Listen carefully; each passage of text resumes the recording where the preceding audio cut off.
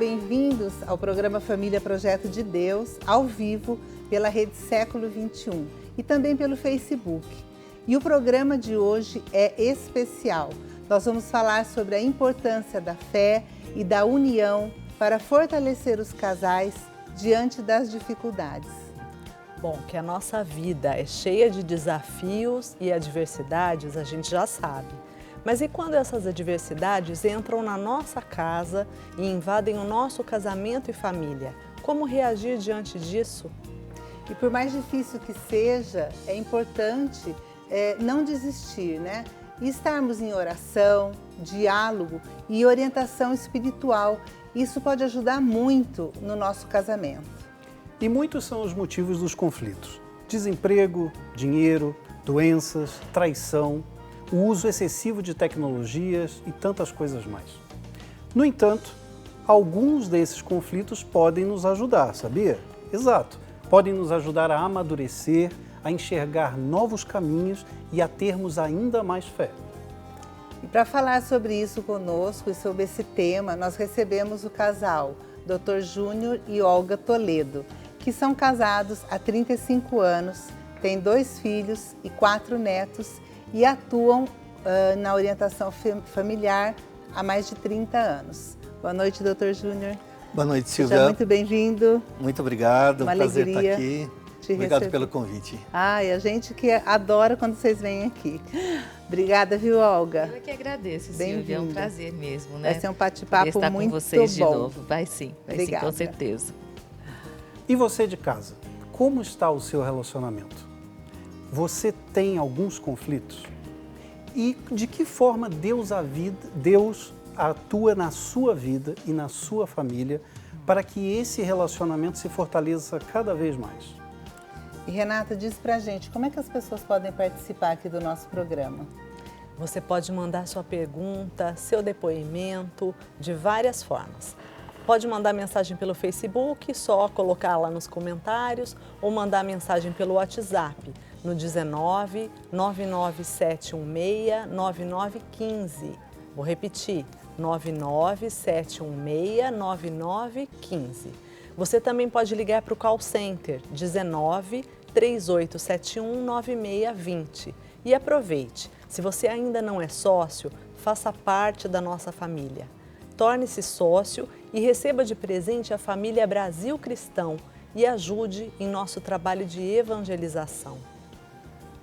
Nós vamos começar lendo uma palavra aqui da Bíblia, que está em Marcos, no capítulo 10. Diz assim: Por isso deixará o homem pai e mãe e se unirá à sua mulher, e os dois não serão senão uma só carne. Assim, já não são 2, mas uma só carne. Não separe, pois, o homem o que Deus uniu. Esse trecho, ele realmente é um trecho muito bonito e a palavra de Deus, ela é muito clara para nós, né? Então, tem uma sequência, o homem e a mulher deixam o pai e a mãe, formarão uma só carne, essa é a sequência que Deus deseja para a gente, para o nosso casamento. E que não separe aquilo que Deus uniu, porque o nosso casamento, o mais importante é a graça e a bênção de Deus sobre nós, não é mesmo? Olga e Dr. Júnior são mais de 30 anos atuando com casais. Nesses 30 anos, eu faço a seguinte pergunta. Em algum momento vocês perceberam que existe uma dificuldade grande dos casais de deixarem pai e mãe? Olha, vai muito do meio que cada um... Olha, eu estou enroscada aqui. Vamos começar esse raciocínio direito. Desculpa, gente. Então, deixar pai e mãe, a gente não deixa pai e mãe, né? Não tem essa necessidade. O que Deus está dizendo ali é que o núcleo de cada família, que a origem nossa de cada família, vai se unir numa outra, né? Esse deixar pai e mãe é mais uma forma de expressar que a gente tem que deixar de lado a nossa origem para dar início a uma nova família, né? Mas deixar pai e mãe, literalmente falando, isso não há necessidade e não tem o porquê. Mesmo porque a gente mantém vínculos, né? Hoje, com a minha vocação de avó, inclusive, eu percebo que meus filhos casaram, formaram as suas próprias famílias, mas eu sou um personagem dentro dessas famílias, né? Você fala isso porque você quer continuar com os netinhos tudo Não, perto, mas eles não me deixaram, né? Eles não me deixaram. Eu estou dentro dos planos deles, Sim, né? que bom. Eu estou dentro dos planos dessa nova família, porque eu sou a avó. Certo. Mas pensar que eu já não sou mais o núcleo principal, né? Sim. Eles foram meus filhos, mas agora eles são famílias, possuem famílias muito próprias, né? Eles, recebendo essa vocação para o matrimônio também, como eu também recebi, deixam de um núcleo para formar o seu próprio, né? Certo. Eu acho que é isso o deixar pai e mãe, né? Assumir a sua própria família, dar origem a uma nova família. E penso que esse é o objetivo dessa palavra, inclusive, quando nos se refere a isso. Sim, mas os hábitos que foram formados, a cultura, são diferentes, né? Os hábitos do marido e os hábitos da esposa são diferentes, especialmente no início do casamento. É lógico que isso pode trazer conflitos, né? Mas, assim, a primeira coisa que eu gostaria de falar mesmo nessa conversa é que somos pessoas novas, somos homens novos e mulheres novas. Pela graça sacramental do matrimônio, nós já recebemos toda a força necessária, né, para que a gente, deixando aquele núcleo, forme esse outro núcleo, né? Mesmo com os hábitos diferentes, mesmo com a cultura diferente, né? A gente aprende. Eu tenho a impressão que a coisa é mais ou menos assim, olha. No começo, quando eu conheci a Olga, né? Bom, me apaixonei, claro que sim. Ah, que linda. Mas assim, eu me apaixonei pelas qualidades da Olga. Quando eu conheci, eu não vi os defeitos, eu vi as qualidades, claro que sim. E nem imaginava que havia defeitos.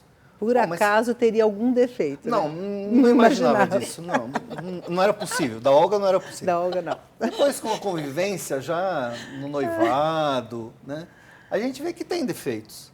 Mas a gente ama, mesmo com os defeitos. É uma pessoa integral, né? Mas depois tem outro passo, Silvia. Eu acho que o próximo passo é amar o defeito. também por causa dos defeitos. E o último passo, a gente ama mesmo os defeitos, né? Quer dizer, ama completamente essa pessoa integral que você falou. Certo. Mas existem conflitos, é claro que sim. A cultura que a gente traz da formação familiar pode gerar conflitos.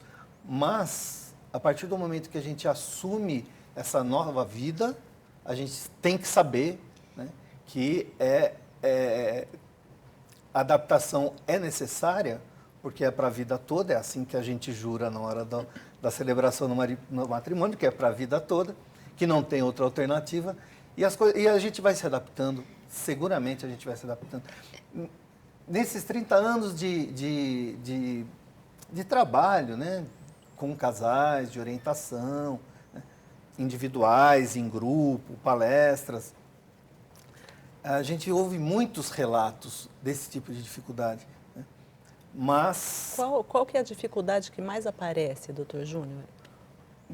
Na minha opinião, né, assim, na minha experiência, é uma dificuldade cultural mesmo, assim. Olha, por quê? Porque eu vim de uma família, estou só dando um exemplo, em que minha mãe fazia o meu prato. E a minha esposa não faz o meu prato. Ah, mas coitadinho, Olga. Ou então, assim, são coisas muito pequenas, Sim, mas que geram conflito, né? Agora, se a gente deixa uma pasta de dente espremida errado em cima da pia, ser causa de discussão, conflito. Daí sim, bom, precisa da fase de adaptação, mas a graça sacramental é suficiente para a gente ultrapassar tudo isso. É isso aí. E eu penso que essa questão de deixar pai e mãe é exatamente isso. Deixar essa questão da observância de que você está sujeito aos pais, né? Sim. Como filhos, está sujeito aos pais. Aí você passa a estar sujeito ao seu marido e vice-versa. Sim. E o seu esposo sujeito a você. em vista das suas necessidades e do que você espera dele. E a mesma coisa os pais, quando a gente está ali sujeito aos pais, a gente tem aquela questão da obediência, da observância, de todo aprendizado que a gente recebe, de toda a cultura que a gente recebe dessa família. Então, a gente vai construir algo novo, né? Já não há, não temos que levar assim, como regra, como primícia, a questão do que a gente recebeu de formação, porque nem sempre ela vai coincidir com os anseios do que seu esposo espera Acho que nunca dentro desse coincide. relacionamento. São famílias diferentes. E a gente tem que ter essa flexibilidade para administrar isso e ter uma nova concepção do que aquele casal espera das suas vidas. E eu né? vejo assim, eu como mãe, né? Eu preciso deixar que os meus filhos, eu preciso cortar esse cordão umbilical para que os meus filhos tenham a experiência deles. Isso. Então, os pais têm que saber que a gente vai até um certo limite. E a hora que os filhos casam, é difícil. E para muitos pais e mães, é muito difícil cortar esse cordão. Mas é extremamente necessário. Os filhos precisam formar as famílias dele, né? E uma vez eu tive um exemplo assim péssimo, que a mulher falou assim: filho, você vai casar, mas o seu quarto continua aqui. Se não der certo, a mamãe tem o seu quartinho aqui para você voltar. Então, gente, pelo amor de Deus, né? Se não der certo, não. É para dar certo. Então, assim, nós como pais, olha o que está escrito: deixará pai e mãe, se unirá à sua esposa. Então, vai dar certo e é para dar certo. E vocês vão forçar para que Inclusive, aconteça. assim, a gente não aceita, como pai e mãe, a gente não De aceita volta, devolução. Devolução. Em Eu casa também tem acho. arame farpado. Eu também Isso, acho. avisado. cerca elétrica. Eu também Saiu de casa, arame não, farpado. né? É bem por aí mesmo. Essa diferença de cultura e essa diferença de costumes dentro de cada família, dentro de cada núcleo, como a gente está conversando aqui, ela tem um peso muito grande, porque parece simples deixar pai e mãe sair de casa e pronto, já resolvi, agora vou formar algo novo. Infelizmente, isso não é verdade. Infelizmente, é um aprendizado também com os defeitos e as diferenças do outro. Justamente por isso, nós vamos ver agora um vídeo que nos foi enviado pela Márcia e pelo Nelson. Nós vamos ouvir como é que essas diferenças podem ser importantes para o casal. Muitas vezes para o conflito, mas também para que o casal se engrandeça cada vez mais. Vamos ver? Olá, queridos e queridas do programa Família Projeto de Deus. Sou eu, o diácono Nelson Correia, com minha esposa Márcia Regina Silva D'Angelo Brás Correia. Nome grande, nome de princesa, né? Ai, que delícia. E a gente quer falar para vocês sobre uma coisa muito importante para os casais. Uma coisa que temos pregado nos 28 anos de casado nós temos. As diferenças não são barreiras, elas são riquezas. Olha só a diferença. Já começa na cor, né? Ela branquinha e eu moreno. Ela fonoaudióloga da capital de São Paulo, doutora, e eu do interior, da roça. Sabe qual foi o primeiro presente que eu dei para ela? Um pernil de um pouco, de uns 17 quilos. Quis impressionar. Impressionei Impressionou muito de mesmo. verdade. Um buquê de porco. E essa diferença não acabou. Ela só aumentou. Mas nós aprendemos a conviver com essa diferença. É isso mesmo, porque existe essa diferença entre homem e mulher, existe a diferença entre Márcia e Nelsinho, isso é real, acontece, todos sabem das diferenças, mas existe essa diferença entre homem e mulher, que realmente são diferentes, Deus criou diferente. O homem é mais focado, o homem quando ele está fazendo uma coisa é só aquilo, a mulher não. A mulher pensa muitas coisas ao mesmo tempo, faz muitas coisas ao mesmo tempo, não é isso? E faz parte da nossa personalidade, faz parte do jeito de mulher ser. Deus criou desse jeito. Então, quando a gente sabe conviver bem com as diferenças, que não acabam conforme vai passando o casamento, não, mas a gente vai se conhecendo, né? Se a gente sabe conviver bem com isso, a gente vai saber, não é meu inimigo, é o meu amor de toda a vida. Aquele que eu me apaixonei quando nós começamos a namorar. E vai passando o tempo e eu vou me apaixonando cada vez mais. Ai, que lindo. O importante é isso. Sabe quem fez as diferenças? Foi Deus. elas precisam ser não só constatadas, mas celebradas. Você é diferente, eu sou diferente, e a gente se ama para sempre. Deus abençoe. Que depoimento importante. Como que as diferenças, por mais gritantes que possam parecer, podem nos ajudar a criar um relacionamento muito mais forte. Às vezes até diferente daquele que os nossos pais tiveram, mas ainda assim um relacionamento duradouro, abençoado por Deus. E nós devemos buscar cada vez mais esse tipo de relacionamento. Doutor Júnior, por favor, nesse sentido, pela sua experiência, depois de ouvir tantos casais, também com os seus filhos, Olga também, no início do relacionamento, noivado, casado, ou seja, vamos falar especificamente, casou, acabou a festa, dia seguinte da festa, em casa, os dois juntos, né? Claro que tem a lua de mel, mas é o primeiro dia em casa. Quais são os conflitos que vocês costumam ouvir e ajudar os casais? O que costuma aparecer primeiro? Eu penso que as pequenas coisas, assim, como a mesa são coisas tão simples e tão desnecessárias, né? Mas assim, como a mesa é montada, né? O cuidado com a roupa jogada no chão, Toalha na cama, molhada. toalha no sofá, tênis jogado de um lado para o outro, né? Coisas que são muito pequenas e que não podem crescer, né? A vida do casal é uma vida de construção. Como a história da salvação está sendo contada, né, desde 2000 anos, ou muito mais, desde o início da humanidade, a história da salvação do casal também está sendo contada, está sendo construída a cada dia. Se a gente deixa coisas pequenas de relacionamento pessoal do casal tomar conta, tomar espaço e virar irritação, e virar palavras altas, e virar rancor, a coisa desanda. Agora, se a gente usa isso para aproximar, para aumentar diálogo, aumentar a ternura, as crises são construções, como acabaram de falar, esse casal lindo acabou de falar agora. Tem algo que eu percebo também, que é a questão do autoconhecimento. Quanto mais a pessoa se conhece, mais ela sabe quando ela não está num bom dia, por exemplo, não é? E ela não atribui ao outro, não projeta no outro a causa, a responsabilidade por ter transformado o dia num dia ruim, por exemplo. Ela já acorda e percebe que ela não está bem, ou que é uma fase que ela está encontrando dificuldades. Como que você vê isso, Olga? Então, com certeza,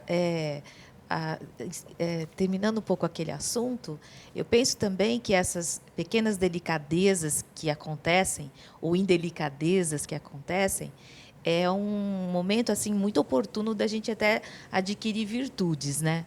Porque tem que haver uma tolerância, uma paciência, uma conversa. Tem que haver um trato, um jeito. Ordem. Né? Ordem, isso, a ordem, a delicadeza do trato, do se referir sobre as coisas que, de início, incomodam mesmo, porque são hábitos diferentes. A gente está trazendo algumas coisas da intimidade de cada um que a gente não conhecia, né? Que o Júnior não sabia de mim e eu não sabia dele. E assim outros casais também. Tenho certeza que todos passam por essa situação. Fundamental é a unidade do casal. Justamente. Né? O diálogo. Olha, parece que não foi muito legal você fazer isso. Vamos ver se amanhã... Ou me desculpe por ter feito isso. Se isso te incomodou, amanhã vamos fazer diferente. Unidade do casal. Que bacana. E falando em unidade, a gente vai ver uma história agora lindíssima de muita união. E essa história chega lá do Canadá para a gente. Vocês vão perceber como aconteceu num determinado momento na vida da Thalita, durante a gestação que ela teve do segundo filho, do Mateus. Vejam só qual foi a surpresa. Olá, pessoal. A gente queria partilhar com vocês um dos momentos mais difíceis que a gente viveu enquanto família, mas também o momento que a gente mais sentiu a presença de Deus entre nós.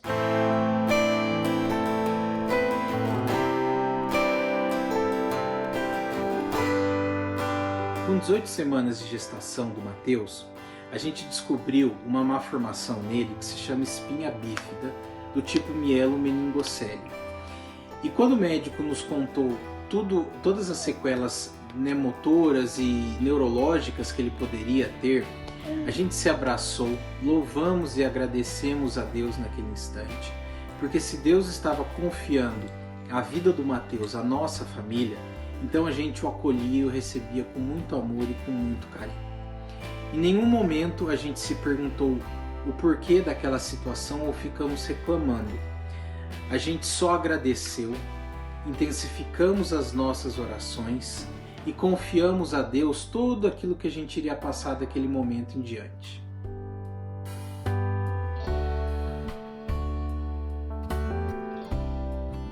Muitas foram as pessoas que gestaram Mateus junto conosco.